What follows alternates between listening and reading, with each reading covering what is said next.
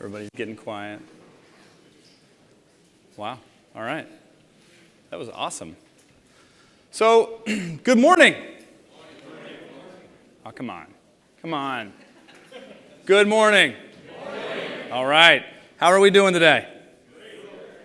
Great. The weather's great. Last round we did this, it rained. Today, the sun's out. Hopefully that's how you feel about being here today.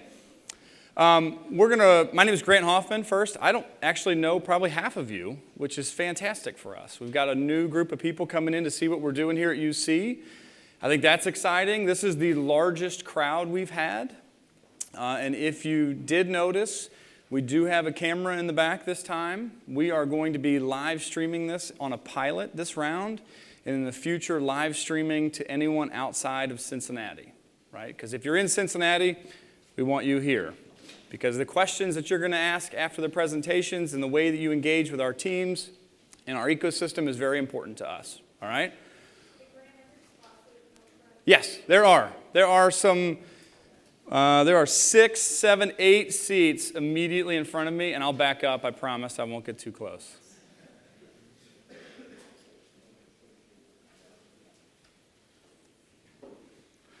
This is, I don't know if this is like, are you walking the mile?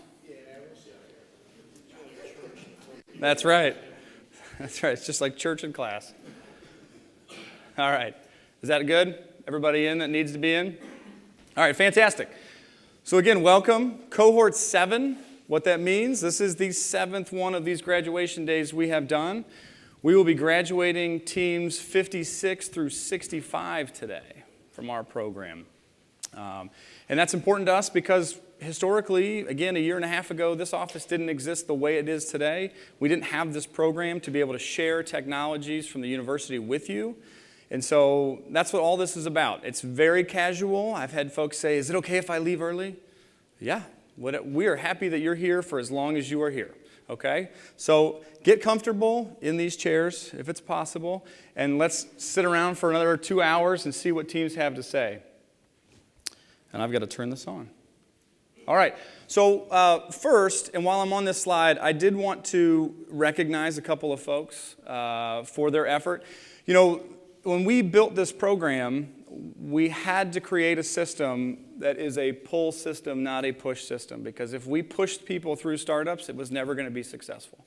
And because of people like yourselves, we now have what is effectively a pull system where people are coming from the outside to come help our teams develop an idea to try and launch a business, right? And that's very important to us because at the university we recognize we're not going to be able to hire all of you to do that. We have a very small team, and it's our ecosystem that makes us successful, right? So real quick, we have a group of people in this room that have rolled up their sleeves and worked with our teams through these 7 weeks and are here to help our teams as entrepreneurs in residence, or EIR. And if you are an EIR in your system, could you raise your hand, and could we all give them a round of applause, please?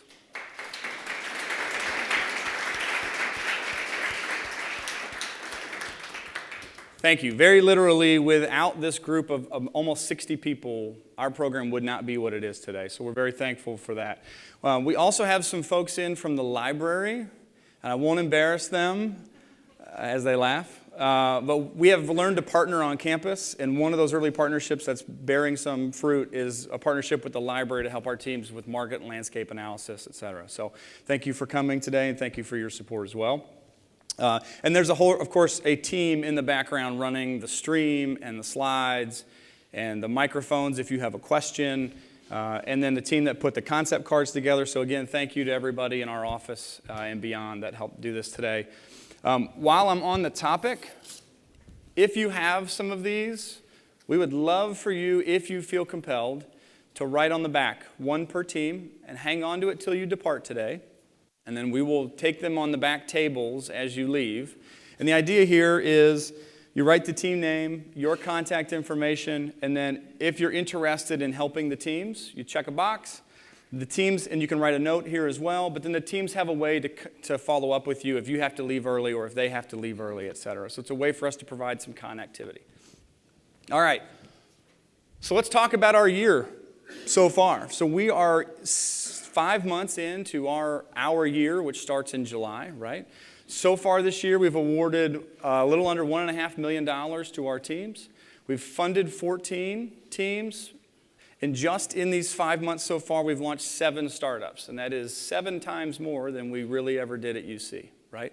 So that's a pretty interesting thing. And I would keep an eye out for the next 2 quarters to see what happens there.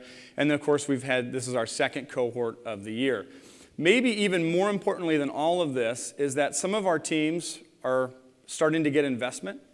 We have a team that's taken $2.5 million in so far. And that team is an early stage therapeutic that isn't driving revenue yet. But what's really neat is that 4 teams that have taken our money to try and develop their technology are driving revenue. And there's a team that's about $500,000 worth of revenue coming in today. And so it's really exciting that they've been able to go out and get real customer validation. People are transacting with that company, and they're going to be able to grow that business on its own now. So it's a very exciting time for us, and it'll be something that you'll probably hear more about as we learn to do sort of an annual review from the Venture Lab. All right? Any questions? All right, good. So cohort 7, what you're here to see today, this is the order they will go in. And if you're streaming, you'll have all this to the side. If you're in the building, they'll have their title slides up so you can kind of recenter each time as we go through this. Without further ado, I think it would be wonderful to welcome our first speaker up from the College of Medicine, Christy Holland. I'm going to hand the mic over. The way this works is this will be very casual transition every time. The speaker will introduce themselves so that I don't mess it up, especially with Christy's CV. I'm sure I'd forget something really important. We'll hand this off. At the end of the presentation, there will be time for questions. We usually take 2 to 3 questions per team. I will come up and help facilitate that. And then we'll go on to the next speaker. All right? Thanks, Grant. Christy? Thanks. Hi, I'm Christy Holland. I'm a professor both in the College of Medicine in cardiology as well as in the College of Engineering and Applied Sciences in biomedical engineering. I helped write the grant that created that program, so I get to work with a lot of really smart people. And they're shown right here in this picture. And particularly, this is about a year old, so this is my lab a year ago. And the reason why I chose to show you that particular picture is because Hailey Su, she was ultrasound. She's director of an ultrasound department in Xi'an, China. And every sabbatical she takes, she comes to the United States to work in funded ultrasound labs. And unfortunately, she had a stroke while working in our lab, in Kevin's lab, and who's also shown here. Where's Kevin? There he is. And 3 days later, she died. So this is, very typical of stroke. It's a terrible disease, cardiovascular disease. And every year, about 800,000 people have a stroke in the United States. The problem isn't when they die, it's when they survive. It's extremely expensive disease to treat, to manage. There's lost income, and really the long-term care costs are what give us that figure of $34 billion. That's just in the United States, and that figure comes from the CDC. So what we've done is we've developed a novel neuroprotectant delivery platform that helps stroke teams and emergency care personnel, just like the UC stroke team I've shown you a picture of there. They treat both stroke and traumatic brain injury victims by what we want to do is protect the brain against irreversible damage caused by that oxygen deprivation that occurs during stroke. So how the technology works is we fill microbubbles with xenon, which is a noble gas. It's very inert. And with a lipid bilayer, we've got some slight pegylation to increase the circulation time shown there in the cartoon.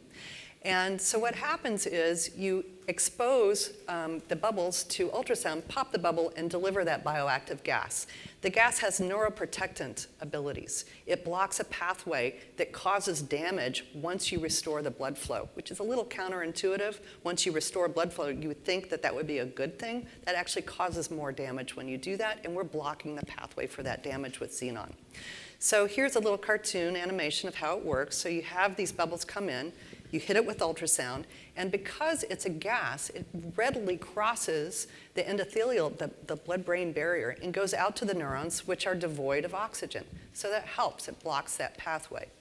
Market opportunity is huge for stroke. The global stroke management market is projected to reach about $40 billion by 2024. And currently, there is no neuroprotectant agents that are used clinically.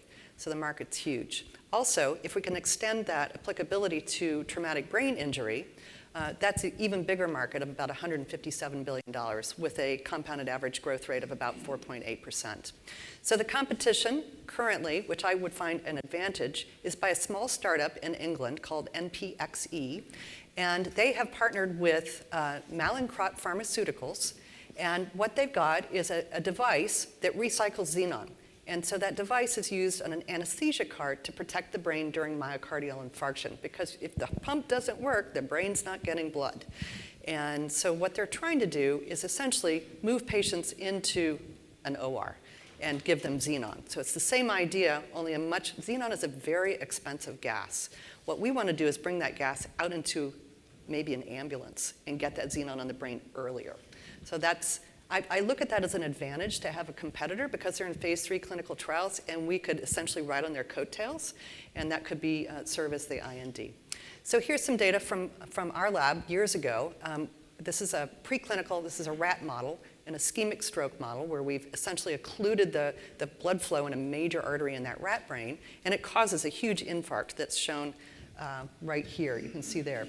If we get this xenon microbubbles in the vessel, and then hit it with ultrasound and deliver it, you can see that infarct, just to untrained eyes, is much better. So basically, rapid delivery of xenon helps reduce that neuronal cell death that occurs after restoring the blood flow. It would then improve the quality of life after stroke and traumatic brain injury, and minimize the need for rehabilitation and long-term care. So the timeline has been thus so far. We published our first paper in 2010 on this topic, showing efficacy in an ischemic stroke model. We've also had a couple other papers come out, essentially demonstrating efficacy in a rat model of subarachnoid hemorrhage. So both hemorrhagic stroke and ischemic stroke, this works for, so you don't have to know the difference between the two. It's still good. We also have a couple of patents. The first one was issued in 2017. It's a very broad patent for ultrasound-mediated drug delivery to treat cardiovascular disease. And the second one issued just now in October, and that's specifically to encapsulate and deliver xenon as a neuroprotectant. So moving forward, we're hoping that we're going to complete other large animal preclinical studies next year, and perhaps form a company. We're talking about forming a company, perhaps called Noble RX, Neuroprotection. And then in 2022, we are expected to complete IND-enabling studies, and then hopefully our first phase 1 clinical trial in 2023. So we're seeking connections with an entrepreneur in residence or other people and industrial partners who are passionate about neuroprotection for stroke victims, and also patients with traumatic brain injury who can help create a company perhaps and build value around this technology. So this is my team. I've really enjoyed working with Ryan Walker, who's a postdoc at Harvard, but he's been in residence in Cincinnati. He's been on my table every week along with all the other people that helped. I really appreciate your help, and a shout out to Nancy Coors, Dave Zellen, and Grant Hoffman for this program. I've enjoyed it very much. Thanks. Hang on to it just in case. All right. Anybody have any questions that they'd like to be able to ask Christy for more clarification? Go ahead. Yeah, so very interesting question. Fantastic. Thank you for sharing that. What is the timeliness zone by which this treatment should be applied in order to get the outcome? Yeah, so for the rest of the audience, the question was, what's the timeliness? What's the timeline of when do you inject the xenon, and how long do you know it's efficacious for? And briefly, we don't really know the answer, because I don't know how long it attaches to that receptor. I'm hoping that we'll learn a lot from this phase 3 clinical trial that's going on, and that's one thing that we'll know. I can tell you we can get a boatload of xenon. One of the papers we published in Neurotherapeutics last year is we know exactly what the dose is, and we know what that release profile is. What the uptake profile, or the delivery, which is the question you're asking, we don't know. I would expect that might be even animal specific, and so until you do human trials, you may not know that answer until the phase 1 clinical trials is what I'm guessing. Good question. Important question. Anyone else? Yeah. No, in fact, xenon's been used as an anesthetic gas for years. It's more popular in Europe than it is in the United States because it's very expensive and insurance companies won't cover it here. Turns out there's lots of literature on the fact that you do damage to the brain by putting us to sleep during surgery using isoflurane and other anesthetic gases. Xenon is much better, does much less brain damage because it blocks this pathway. And so just to briefly answer, it's better than what's currently used in the United States. Right. But very expensive. We have one more question. Can xenon be sensitized, or is it one of the part of the rare gases that only exist at limited amount, and then can be recycled from somewhere else? What is the origin, and how can it be made a little bit more affordable? So that, I don't know if you could all hear that question about xenon. Basically, where does it come from? Can we make xenon? Can we create it? And the answer is no, you can't. We have the world, during the Big Bang created xenon. That's all we got. That's why this other company, NPXE, created a way to recycle it in breathing gas because it's so expensive. And we exhale. We don't keep all the gas in. We exhale quite a bit too to recycle that xenon because it's so expensive. There's only a few companies actually that control the world's xenon source too. And so to do this research in my lab, it's been a very expensive endeavor to buy those tanks of xenon. All right. Thank you, Christy. Sure. Thanks, Brent.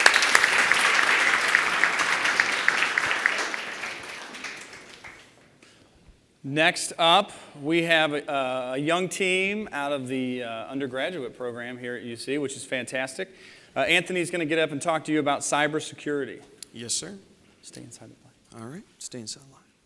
All right, my name is Anthony Cardarelli. I'm a co-founder of CyberRabbit, and I'm here to talk to you guys today about how CyberRabbit can provide security for you. Well, let's start with the story of a cyber attack, and let's put ourselves in the shoes of a small to medium business-sized owner. Let's say the head of a local credit union. You go to work, you get your coffee, you receive an email, it's an invoice. You open it up, you don't think much of it, and you'll get back to it later in the day. But in that moment then, you might not know it, you might never know it, but you've been hacked. This story happens all too often. In fact, the median time to detect a breach is 78 days. And Verizon found that in 2019, 43% of all breaches involve small to medium-sized businesses. Combine that with the fact that the average breach costs $2.4 million, this is a serious problem facing small to medium-sized businesses today. Here's how our MVP at CyberRabbit can help keep you safe.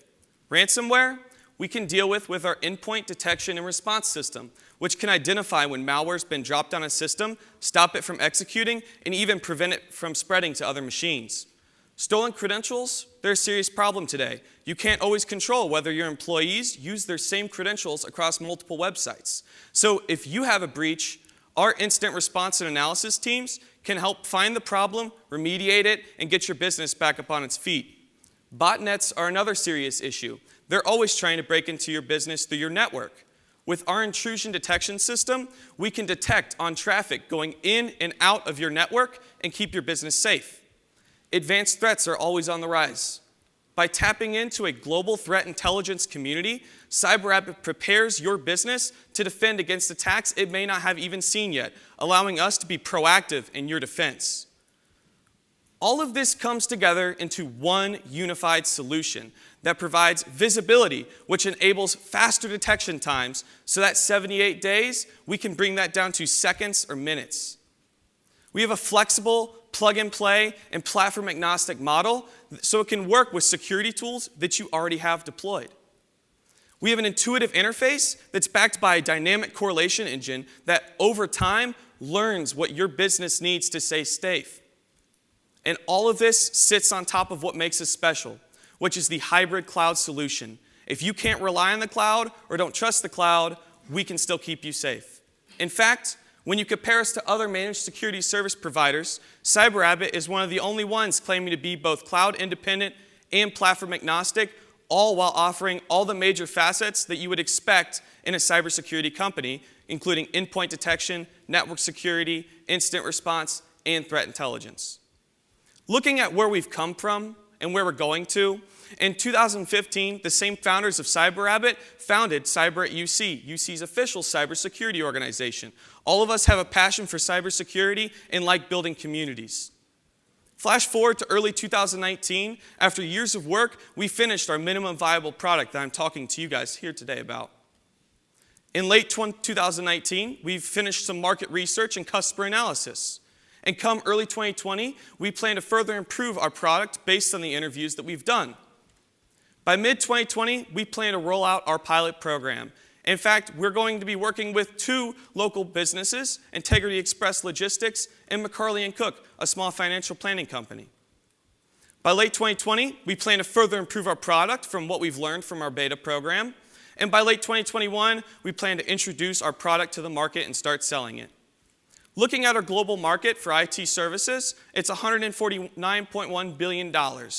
Of that, $55 billion is the United States, and our target market is $6.2 billion of the cybersecurity services market.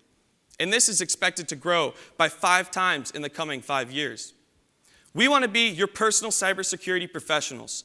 Our team has experience at Fortune 100 organizations that has allowed us to see a very global view of the world's threat landscape. We're taking this enterprise-level knowledge, and we're going to bring it to your small to medium-sized business to keep you safe. Would you like to work with us? We're looking for more small to medium-sized businesses to extend our beta program with so that we can improve our product, because at the end of the day, CyberRabbit cares about your business, your data, your security, because it's all about security for you.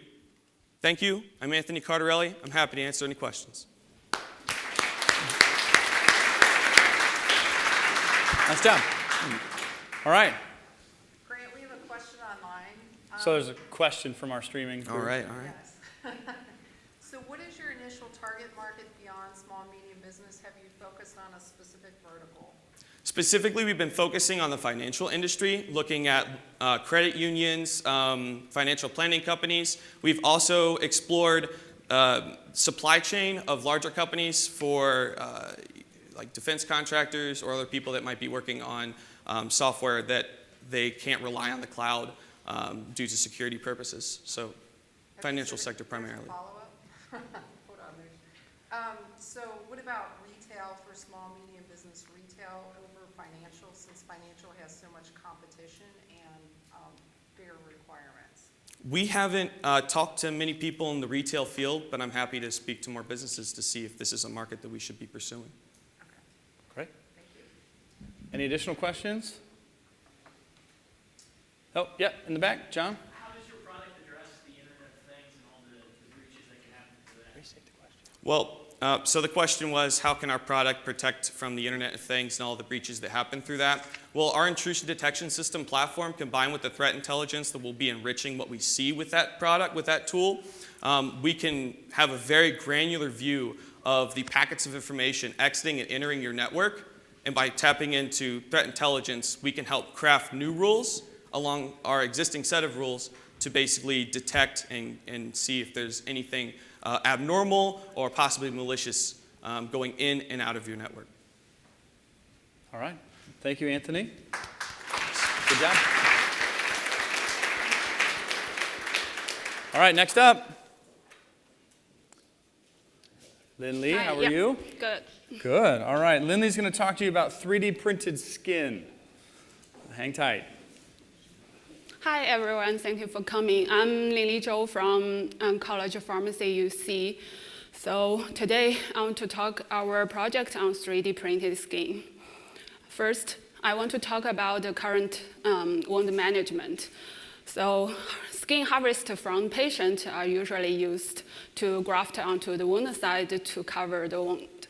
However, for the patient to harvest the skin, they need at least over 60% skin remain to get the skin being harvested, because otherwise you will not have enough skin.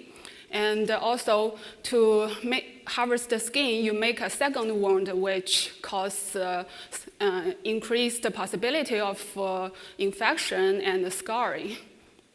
And that's why engineered skin substitutes are used in these cases. However, there's not many companies in this industry because of the barrier of high technology involved and all these regulations. And also, if you look at the picture on the right side of this slide, current available engineered skin substitutes don't have skin agendas as hair follicles and sweater glands inside, which makes the skin not fully functional. And our approach is to use the 3D printed technology to print a skin substitute which contains hair follicle inside. And there's a specific kind of cells found in the hair follicle that can induce hair to growth. And we can obtain these cells and mixed with other skin cells and use the 3D printer to just layer them at the right position, which can mimic that hair follicle is like a microchannel in the skin dermis and covered with the keratinocyte layers, and eventually hair follicles might grow out from this substitute. In our lab previously, we used the traditional 3D culture to grow, to mix those cells and graft onto the mouse, and we see hair grows out. However, it's for the traditional method to culture these cells, it takes a long time to grow in vitro. After then, we can graft onto the mouse.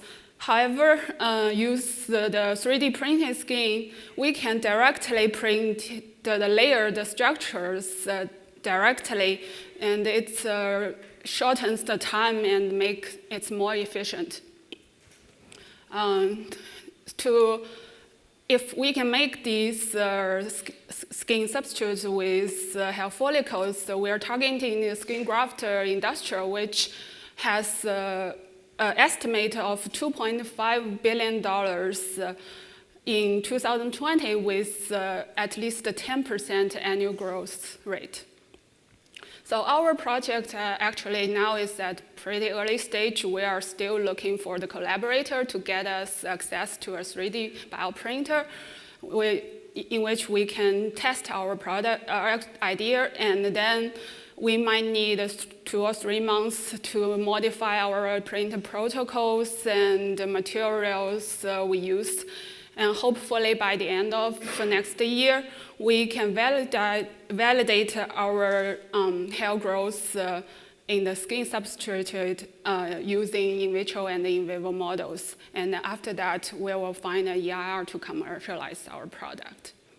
And here's our team members. We have our experts from the Department of College of Pharmacy and the Department of Dermatology in UC, who has been experienced in skin and hair regeneration projects for over 10 years. At this stage, we are looking for the access to a 3D bioprinter. If anyone knows any resources, you can let us know. And also, we want to have connections to talk with those skin graft surgeons or researchers in cosmetic industry who can help us further identify our potential customer. So that's all for my presentation. Thank you, and questions are welcome.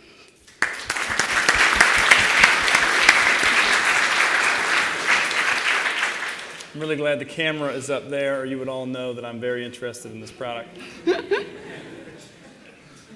Any questions for Lynn Lee?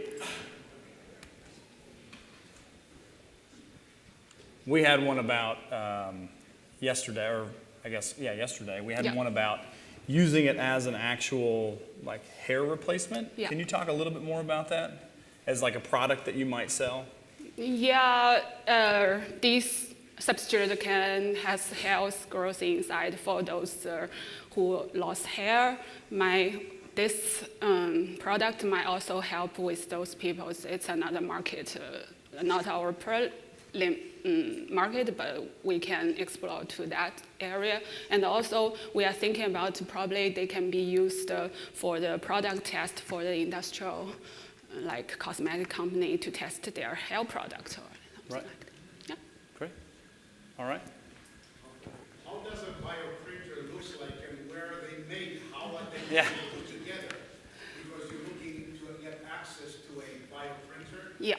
bioprinter, but who makes them and how does There's some companies sell those bioprinters. There are 3 different types. There's a laser projected, or we want some 3D bioprinter. They has like test tubes inside, and they has temperature control. So because those materials we mixed with cell, they need a temperature control. They were solidified in the room temperature and something like that. All right. Thank you, Lindley. Thanks. Thanks. All right. Come on up, John. Next, you're going to get to hear about a new gene therapy for ALS. Good morning. My name is John McLennan. I'm an associate professor in the Department of Pharmacology and Systems Physiology here at UC. And my mic just came on. We've developed a gene therapy to treat ALS, a devastating disease, also known as Lou Gehrig's disease. About 1 in 400 people get ALS, and they die on average within 3 years of the symptoms onset. They gradually lose their ability to move, swallow, and ultimately to breathe. And the whole time they're well aware of what's happening to them and to their families. There's no effective treatment. The current treatment only extends life for a couple of months, and it comes with so many side effects that doctors frequently recommend against it. So ALS attacks motor neurons, these critical cells with these long wire-like processes called axons that plug into muscle to activate them for swallowing and moving and breathing and so forth. ALS unplugs the motor neurons. And there's a lot of different things thought to cause ALS, and although they all start in very different places biochemically, they all, through their own series of reactions, like a series of dominoes falling, eventually converge to unplug the motor neurons. About 10% of people who get ALS inherit DNA mutations from their parents, obviously. And if you take those DNA mutations and you properly stick them into mice, the mice get ALS and become very powerful tools to study the disease and test potential treatments. And so most of this work is focused on identifying early events in the disease and determining ways that they can be blocked and then determining whether or not that can work as an effective treatment in human trials. Unfortunately, all these approaches have failed. And in retrospect, it's not hard to understand why that may have happened. And that's because human ALS, as in the mice, is only diagnosed late in the disease. And so treating at that point with something that blocks an early event is akin to picking up one of those early dominoes when subsequent ones have already fallen. You're not going to stop the last ones from falling that way. You're not going to stop the motor neurons from getting unplugged, the symptoms in a disease. In contrast, we've identified an endogenous, naturally evolved system which inhibits the last stages of the disease. It keeps the motor neurons plugged in. So we've all inherited this wonderful system that when our motor neurons get unplugged by a nerve cut, they plug themselves back in. It's the reason you don't irreversibly lose control of your hands and your feet after injuries to your arms and legs. And not surprisingly, the same system works in mice. In their case, it's not arms and legs. But we study this protein called CNTF receptor alpha, and what we've found in the mice is that this CNTF receptor alpha plays a critical role in this wonderful system. The levels of CNTF receptor alpha, the amount that is made, goes way up in the muscle when the motor neurons are unplugged. And that increase in CNTF receptor alpha helps plug the motor neurons back in. So why are we talking about this in the context of ALS? Well, in ALS, you get that same increase in CNTF receptor alpha in human and in mouse ALS. And working in the mice, what we've discovered is that, as one would expect, that increase in CNTF receptor alpha helps keep the motor neurons plugged in. The mice live longer and better because of it. It's an endogenous, naturally evolved anti-ALS response. And when we increase it with gene therapy, by increasing the amount of CNTF receptor alpha and another protein similar to CNTF receptor alpha that also increases in ALS and activates the receptor, we get motor neuron axons up there in green sticking around longer, as do the mice. They survive longer and better. But most importantly, back to what I was talking about earlier, we get this effect by treating the mice later in the disease at a stage when no other treatment has any effect, something that's much more clinically relevant. So how do we get to human trials? Well, human trials in something like this are very expensive. So we got to go with our best shot because we may only get one shot. And there are two other proteins, this BDNF and NT3, that are similar to CNTF receptor alpha and are also increased in human ALS. So our work with CNTF receptor alpha showing that it plays a role as an endogenous anti-ALS system suggests that these two other proteins also do. So we want to increase them along with our current treatments to determine what combination of these growth factors is most effective, and then go to human trials with that. We figured that to take about a year, so we hope to get human trials in early 2021.